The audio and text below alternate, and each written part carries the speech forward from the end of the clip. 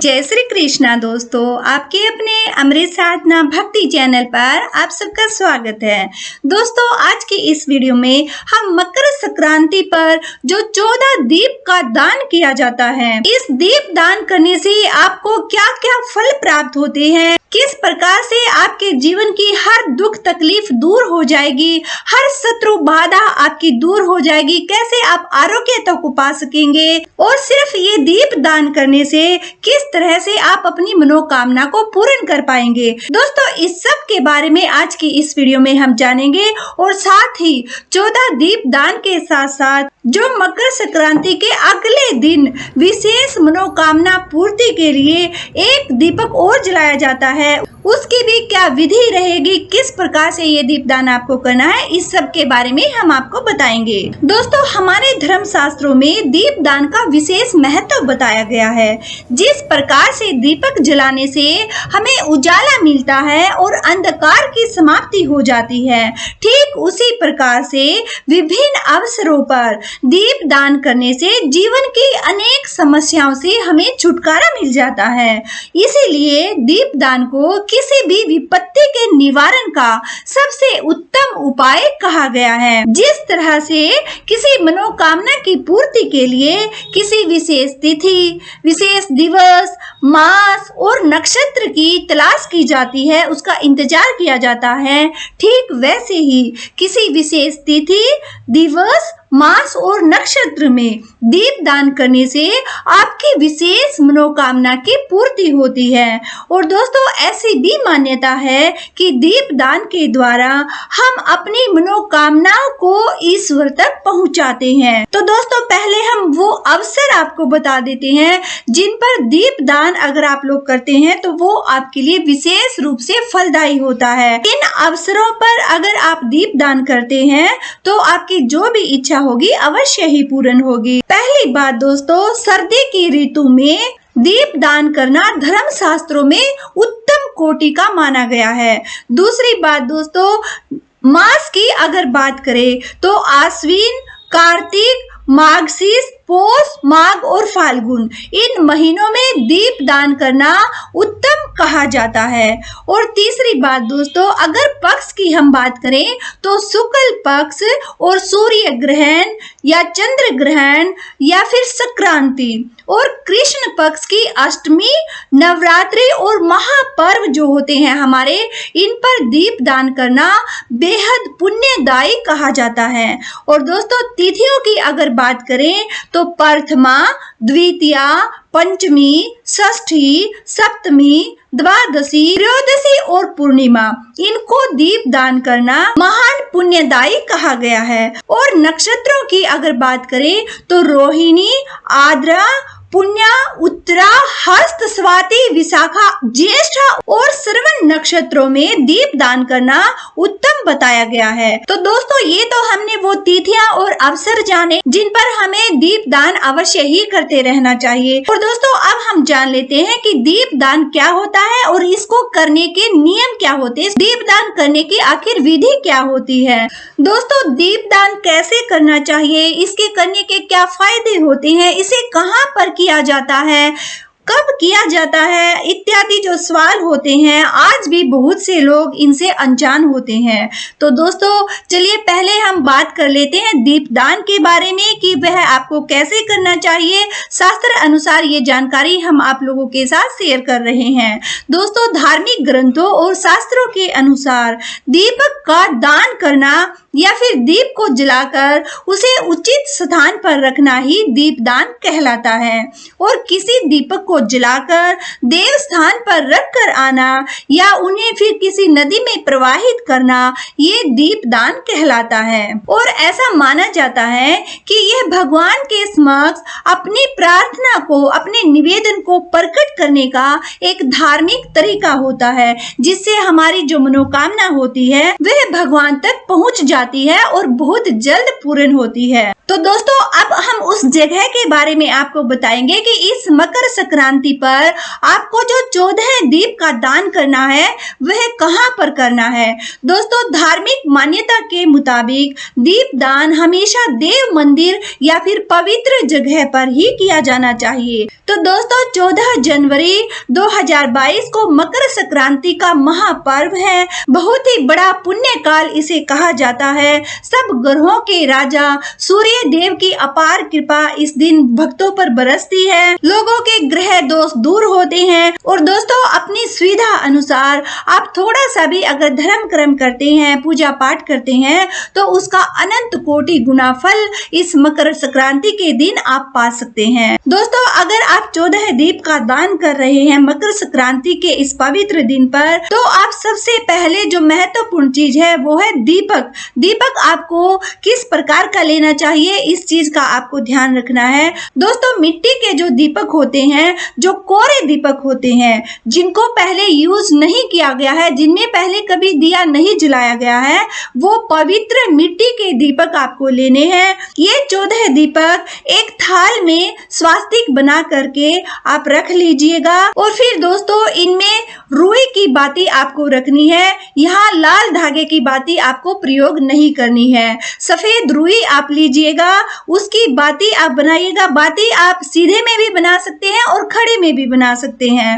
और दोस्तों, दीपक आप अपनी सुविधा अनुसार घी का भी जला सकते हैं, सरसों के तेल का भी जला सकते हैं और तिल के तेल का भी जला सकते हैं। और दोस्तों, मकर संक्रांति, क्योंकि इस दिन तिल की संक्रांति होती है, तिलों का बहुत ही ज्यादा महत्व इस संक्रांति पर होता है। तो दोस्तों, अगर आप घी का या सरसों के तेल का दीप दान कर रहे हैं, तो उसमें थोड़े से सफेद तिल आप सभी दीपकों में जरूर छिड़क दीजिएगा। और अगर आप तिल के तेल का ही दीप दान कर रहे हैं, तो आपको फिर तिल डालने की जरूरत नहीं रहेगी। अगर आप तिल के तेल का दीपक दान करते हैं, तो ये बहुत ही ज्यादा उत्तम रहेगा।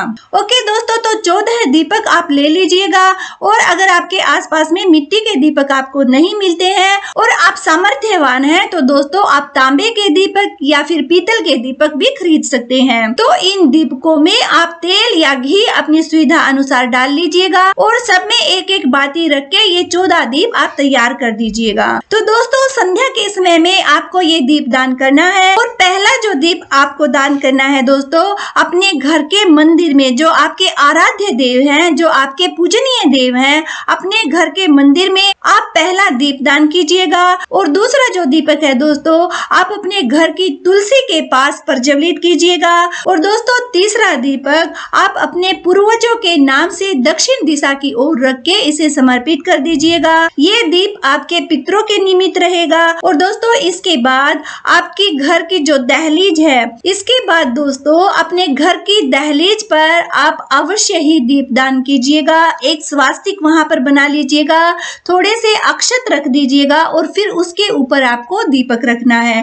और घर के जो दाएं और बाएं द्वार के दोनों साइड में आपको स्वास्तिक जरूर बनाना चाहिए। और स्वास्तिक के दोनों ओर खड़ी रेखाएं भी आप बना दीजिएगा। और स्वास्तिक को आप हल्दी या कुमकुम किसी से भी बना सकते हैं। और पांचवा जो दीपक है दोस्तों, आपको किसी बहती नदी में इसे प्रवाहित करना चाहिए। अगर आपके आसपास में कोई बहती नदी नहीं है, तो दोस्तों आपको क्या करना, आपके घर में कांसे का कोई बर्तन होगा, कांसे के बर्तन में आप जल भर लीजिएगा। कांसे का बर्तन अगर नहीं है, तो आप पीतल का बर्तन ले लीजिएगा या तांबे का बर्तन ले लीजिएगा। स्टील का बर्तन लेने से आपको बचना चाहिए। तो दोस्तों, इस कांसे की थाली में थोड़ा सा गंगा जल डाल करके फिर बाकी इसमें आप जो आपके घर का ताजा जल होता है उससे इसको भर लीजिएगा। मतलब इतना जल इसमें कर लीजिएगा कि इसमें दीपक आराम से आप रख पाएं। और इसके बाद दोस्तों, आप गंगा मैया का स्मरण करते हुए, जमुना मैया का स्मरण करते हुए, नदियों के नाम से, तीर्थों के नाम से इस दीप का दान कीजिएगा। दोस्तों, 5 दीप का दान तो आपका इस तरह से हो जाएगा। और इसके बाद जो बचे हुए दीपक हैं दोस्तों, इनको आप अपने घर के आसपास जो कोई मंदिर है उस मंदिर में दान कीजिएगा। ठाकुर जी के चरणों में रखिएगा, या आपका कोई शिवालय है, शिव मंदिर है, वहां पर दीप दान अवश्य कीजिएगा। अकाल मृत्यु दोष आपके जीवन में कभी नहीं रहेगा। और दोस्तों, इस प्रकार से देव पूजन करने के बाद वही मंदिर में ही आपको पीपल का, बट का, आंवले का, केले का ये पेड़ जरूर मिलेंगे। तो दोस्तों वट वृक्ष के पास, पीपल के वृक्ष के पास, आंवले के पास और केले के वृक्ष के पास आपको 4 दीपक ये भी प्रज्वलित करने हैं। तो इस प्रकार से दोस्तों ये जो 14 दीपक है आपके, ये देवताओं के पूजन के लिए समर्पित हो जाएंगे। दोस्तों देव मंदिर में दीप दान करते समय एक चीज का आप ध्यान रखिएगा, धरती पर, जमीन पर सीधा आपको डायरेक्ट दीपक को कभी नहीं रखना चाहिए, क्योंकि इससे धरती पर भार होता है और पुण्य की बजाय आप लोग पाप के भागी बन जाएंगे। तो दोस्तों आपको दीपक को प्रज्वलित करने से पहले वहां पर हमेशा ही आप या तो अक्षत डालकर या फिर सप्त धान डालकर दीपक को रखिएगा, या फिर स्वास्तिक बनाकर भी हल्दी से और किसी फूल की पंखुड़िया या फिर पत्ता ही आप रखकर दीपक को यहाँ पर रख सकते हैं। तो दोस्तों इस प्रकार से तो आपके ये 14 दीपक का दान हो जाएगा। दोस्तों कहा जाता है कि दीपों की संख्या और उनकी बत्तियां समय के अनुसार और मनोकामना के अनुसार तय होती है। दोस्तों अगर आपके पास मिट्टी के, तांबे के या फिर पीतल के दीप उपलब्ध नहीं है तो आप आटे के छोटे से दिए बनाकर भी उनमें थोड़ा सा तेल डालकर या घी डालकर पतली सी रुई की बत्ती जलाकर उन्हें भी आप भगवान के समर्पित कर सकते हैं। और दोस्तों पीपल और वट के पास दीपदान आपको अवश्य ही करना है, साथ ही तुलसी और आंवले के पास भी दीपदान करना है। और आसपास में नदी है तो आप इसे प्रवाहित कीजिएगा, अन्यथा आप जैसे हमने बताया उसी तरह से नदियों के निमित्त भी आप दीप दान कीजिएगा। दोस्तों आइए अब जान लेते हैं दीप दान करने के लाभ क्या रहेंगे। दोस्तों कहा जाता है कि दीप दान करने से व्यक्ति को अकाल मृत्यु का भय नहीं सताता है। जो मृतक जन होते हैं, हमारे पितृजन होते हैं, उनकी सदगति के लिए भी दीप दान करना बहुत ही ज्यादा शुभ माना जाता है। और देवी लक्ष्मी और भगवान विष्णु की कृपा को पाने के लिए भी दीप दान किया जाता है। इसके अलावा यम, शनि, राहु और केतु के बुरे प्रभाव से बचने के लिए भी दीपदान किया जाता है। तो दोस्तों ये तो दीपदान हमने मकर संक्रांति के दिन पर आपको कैसे और कहां करना है वो आपको बताया है। दोस्तों अब हम बात करेंगे उस विशेष मनोकामना दीपक की, जो कि मकर संक्रांति के अगले दिन आपको इस तरह से जलाना है कि आपके जीवन से हर प्रकार की शत्रु बाधा दूर हो जाएगी। आपको आरोग्यता के साथ साथ आपकी हर मनोकामना भी पूर्ण होगी। दोस्तों अगर आप सभी प्रकार की बाधाओं को दूर करना चाहते हैं, अपने जीवन के सब संकटों को दूर करना चाहते हैं, तो मकर संक्रांति के दूसरे दिन से 1 पाव तेल का दीपक अगले 21 दिन तक आपको निरंतर जलाना चाहिए। अखंड दीप आप इसे कह सकते हैं, और इसके बाद इसका विसर्जन कर देना चाहिए। तो दोस्तों आपके जीवन की हर तकलीफ दूर हो जाएगी,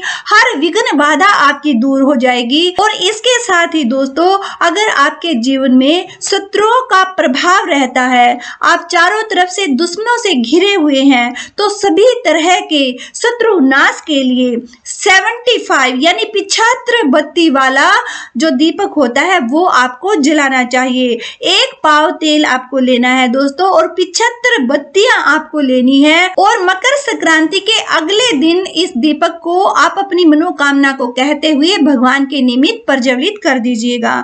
दोस्तों इस दीपक से आपके जीवन से हर प्रकार की शत्रु बाधा दूर हो जाएगी। और एक तीसरा उपाय और हम आपको बता रहे हैं दोस्तों, अगर आपके घर में रोग ने डेरा डाल लिया है, आपके घर के व्यक्ति हैं जो बीमार रहते हैं, बीमारी आपके घर से जाने का नाम ही नहीं ले रही है, और किसी भी घर के मेंबर को कोई असाध्य रोग है, तो दोस्तों कहा गया है कि 80 तोला तेल से संक्रांति के अगले दिन से लगातार 21 दिन तक दीपक जलाने से व्यक्ति को असाध्य रोग से छुटकारा मिल जाता है। और वहीं पर अगर कोई ग्रह बाधा है तो 64 तोला तेल से दीप दान करने से ग्रह कष्ट दूर हो जाते हैं। तो दोस्तों इस मकर संक्रांति पर अपनी सुविधा के अनुसार, अपनी मनोकामना के अनुसार आप दीप दान कीजिएगा और अपने जीवन को सुख समृद्धिवान बनाइएगा।